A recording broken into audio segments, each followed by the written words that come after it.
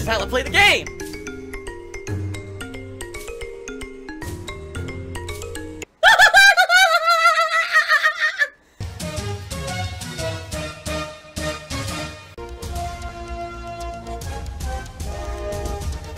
Oh my god!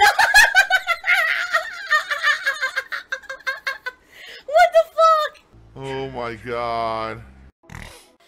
Vera did another 10-bit cheer and said, have you seen the film They Look Like People? If not, you should. I think it's on Netflix. No, I have not. I am so, at this point, I have so much to watch. Like, now that I have Netflix, I've had Netflix now for the entire month of, September.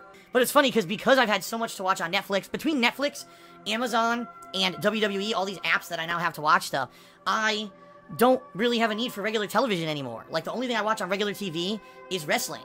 And I was like, why am I paying all this money for fucking cable when I could easily probably get another service that'll just give me USA Network so I can just get the wrestling shows? And that's it, you know what I mean? So I think I'm going to dump it. I think I'm going to dump my cable. I really honestly do. And get something else. I'm strongly considering PS View with, like, a Amazon Fire TV stick. Because apparently if you get the Amazon Fire stick, it comes with a remote control that has vocal commands. You can actually say, like, open PS View, search for Walking Dead. And you say it just like that, like William Shatner. Search for Walking Dead. And then it'll bring it up for you. And PS View's $40 a month. $40. Me, I've got fucking Comcast TV. It's like $100 a month after taxes and fees and shit for like the basic cable. Like, what am I paying this for? So, there you have it, folks. I may be doing that shortly. Okay, getting rid of cable because it's too expensive at this point. Team Anise 1234 did a 10-bit cheer and shared some information that I already knew about because a bunch of people tweeted me about this today.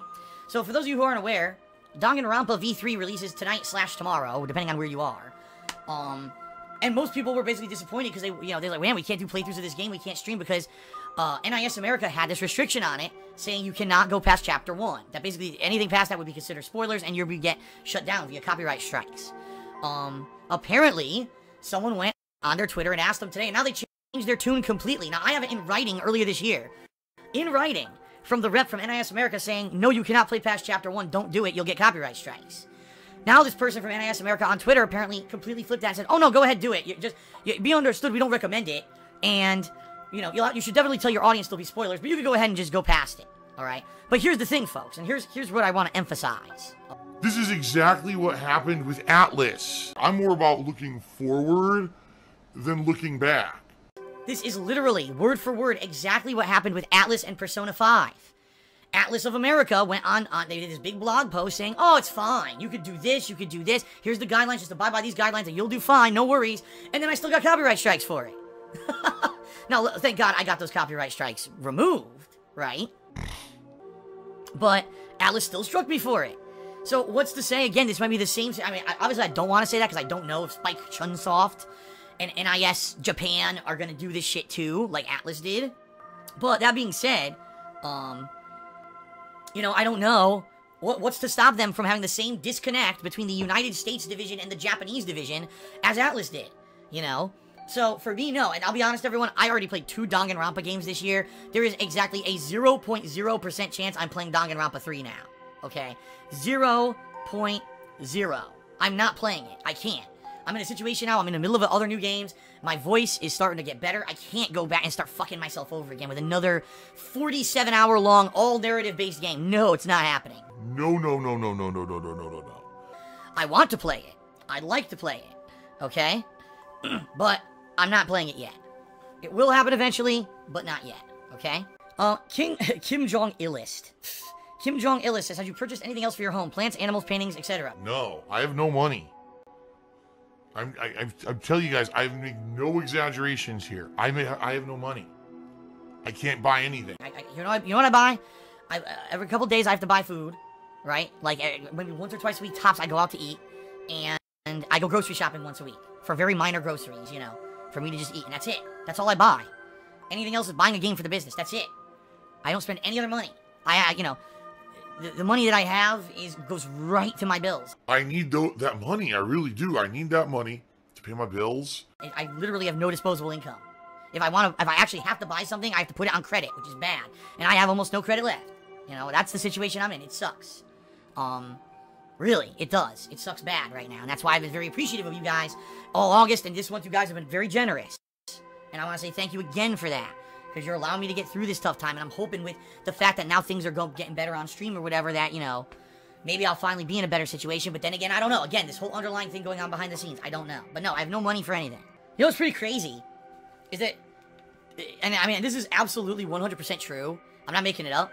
A lot of the top people who play fighting games, at least in the US, are on drugs. And I don't mean like illegal drugs, but I mean like they take shit to be like wired for tournaments. And that's, I didn't know about this until a few years back when I finally started having conversations. You know, I was out of the competitive community at that point, and I started having conversations with people, and they were like, "Yeah, dude, it's ramping. Like all the top players do it.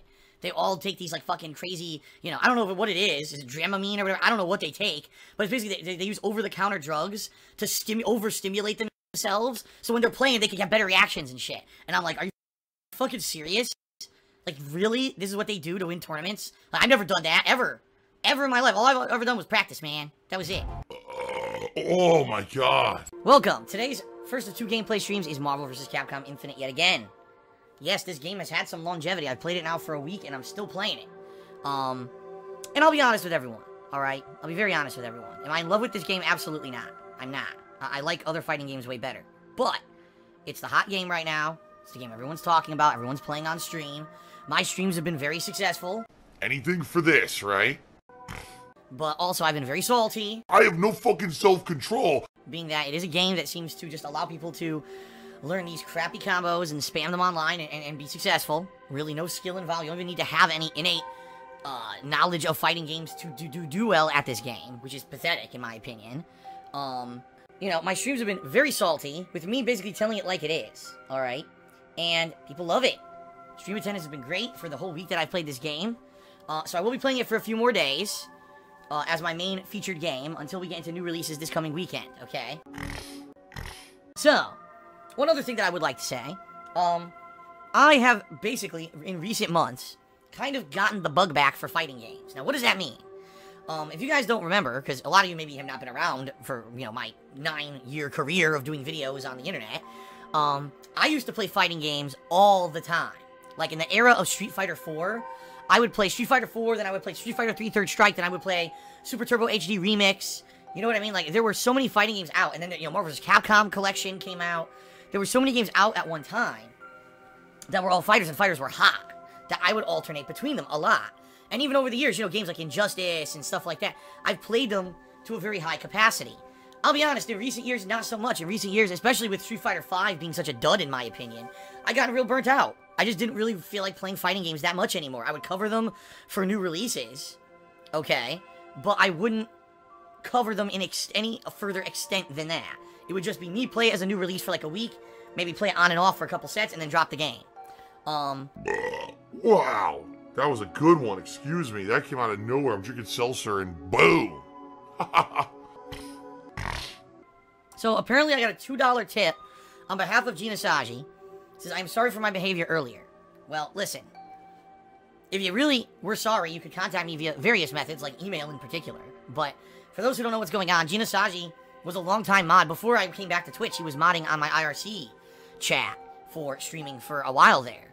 And then when I went to Twitch, he also, you know, held over as a mod. But I don't know what's been going on, you know. I've been getting tons of complaints. See, I don't really read a lot of the stream chat when it comes to when I'm playing games.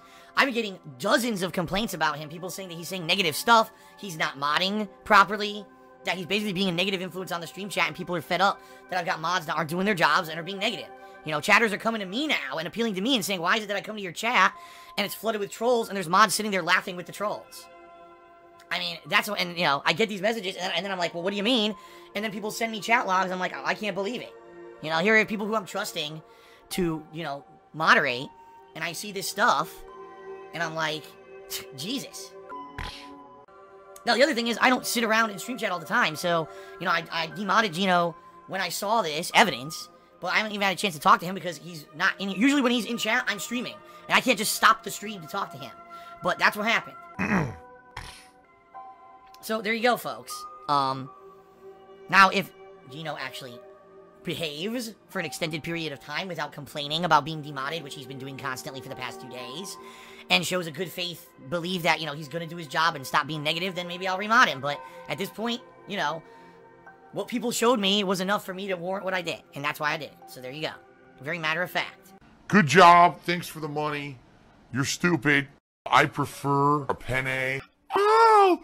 Easy to eat. Oh! Phil's a faggot. Phil's fat. Phil's a loser. Phil's a beggar.